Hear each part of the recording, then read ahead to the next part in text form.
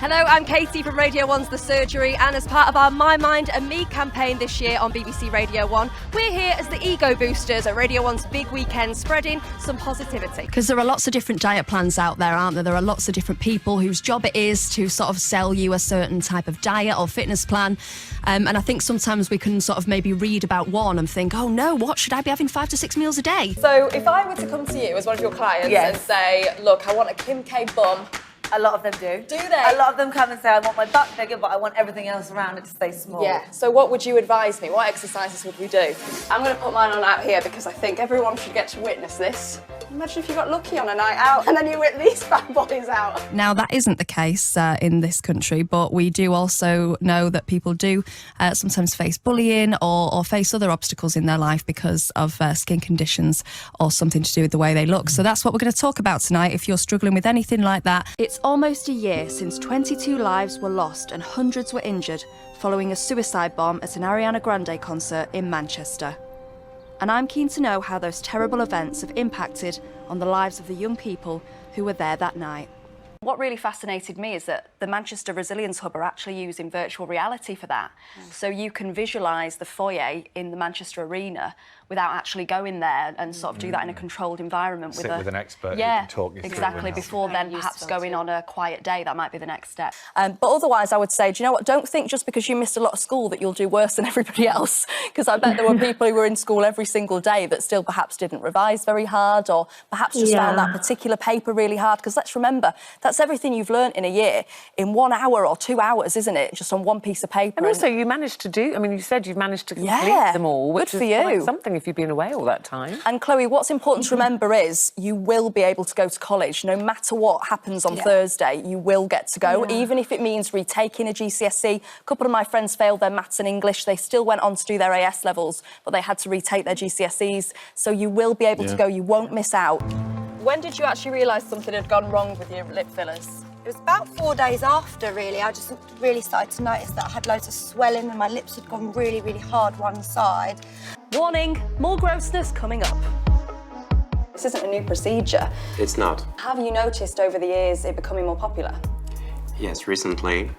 And I think that there's some celebrities actually make this operation very popular. Kim Kardashian. Wow, that was quite an experience. I think this whole journey has taught me that even more people than I thought are willing to go to various extremes to try and get the Kim K look. It's big business, and it's clear that social media has had a huge impact on the way young women and young men perceive beauty. I think for some people, it's scrolling through all these perfect images of Instagram influencers that makes them think they're not attractive enough and they need to improve their appearance. But for others, it almost seems like a bit of a status symbol, a bit like having a certain car or a designer handbag. If you've got the full lips, the big bum, the contoured face, you get more Instagram likes, you're keeping up with the trends, and you're keeping up with the Kardashians. One more time. More young people than ever before are being diagnosed with a mental health condition. I'm in very familiar territory today because I'm driving through the streets of my home city, Manchester, and I am off to meet the bassist of one of Britain's favourite boy bands, Connor Ball from the Vamps. I'm Katie Thistleton, and I'm on my way to see the only way as Essex star Amy Childs, because being insecure and in the media spotlight led her to have lots of cosmetic procedures. I honestly look back at pictures now and I look like a freak. I'm taking Amy to surprise 2 teenage fans who are seriously considering surgery. So who out of you 4 wants to have cosmetic surgery? Everyone. That was like a Mexican wave. I want breast implants because I just think I look really flat-chested. I don't like it. Breast implants as well, just because bigger and better. Have you ever seen any cases of it look really bad though? Because I feel like I see more lip fillers that look bad than I see ones that look good. No, I don't. I see all the good side. I haven't seen it gone wrong. Knife crime is at record levels, with young people right across the country being killed and injured, or arrested for murder, assault, or possession of a weapon. I'm currently driving through Brixton in London. I'm on my way to meet world champion boxer Dillian White, also known as The Body Snatcher!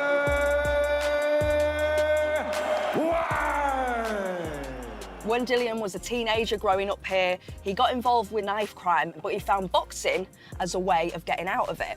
One of my fears, I'll be dead by the time I was 21, 22, I'll be dead, or I'll be in prison doing life. So I'm going to go and meet Dillian today, and I'm going to ask him how he managed to get away from gang culture. Then I'm going to take him to surprise 2 teenagers who, like him, are from South London and absolutely love boxing, and they found it a way of staying out of trouble.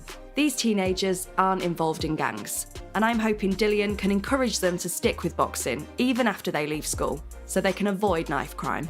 It was really great to bring Amy and the girls together today. I think they've all got something out of it.